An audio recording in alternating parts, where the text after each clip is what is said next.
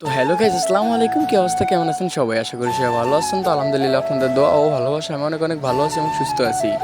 তো আপনারা জানেন হয়তো যে সামনে কোরবানি ঈদ। তো কোরবানি ঈদ উপলক্ষে যে হাটগুলো হয় আর কি, চলুন আপনাদেরকে সে হাট থেকে ঘুরিয়ে নিয়ে আসি। তো ফুল বললে আমার সাথেই থাকবেন, আর আমার চ্যানেলে নতুন হয়ে থাকলে চ্যানেলটিকে অবশ্যই সাবস্ক্রাইব করতে ভুলবেন না। তো চলুন, লেট স্টার্ট। তো সর্বপ্রথম আমরা আমাদের দিঘির পাড় এখন দাঁড়িয়ে আছি। তো আমরা এখান থেকে হাটের উদ্দেশ্যে রওনা দিব। তো আস্তে আস্তে আমরা চলে আসলাম মেদুয়া মাঝিরহাট ঘাটে। মাঝিরহাট ঘাটে যে আপনারা জানেন যে ঝড় তুফান হচ্ছে আমাদের ফুলাচেদের উপর দিয়ে।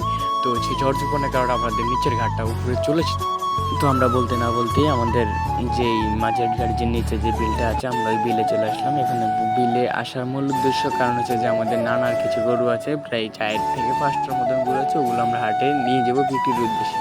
আমরা সেই দিকে গরুগুলো নিয়ে মানে নেওয়ার যে প্রসেসিং বা যে কার্যক্রম, ওগুলো আমার মামা নিতেছে। ওই যে গরু দেখা যাইতেছে, তো দূরে আমি যাইনি। ওই যে বেতালত এই যে একটা গরু দেখা যাইতেছে, তো আমরা এগুলোকে হাটে নেওয়ার জন্য ব্যবস্থা নিতেছি।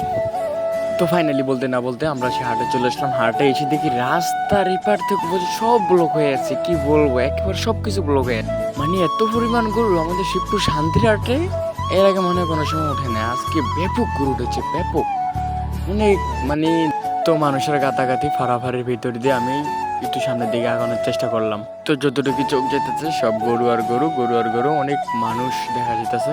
তো গরুর বেচা বিক্রির কার্যক্রম চলতেছে আর কি। তো আজকের ব্লগে এই পর্যন্ত কি। যারা যারা আমার ফুল ব্লগে আমার সাথে ছিলেন তাদেরকে জানাতেছি অসংখ্য অসংখ্য ধন্যবাদ। আর আমি যাওয়ার আগে একটি কথাই বলবো, আমার চ্যানেল নতুন হয়ে থাকলে চ্যানেলটিকে অবশ্যই সাবস্ক্রাইব করতে ভুলবেন না। তো খুদা হাফেজ, সবাই ভালো থাকবেন।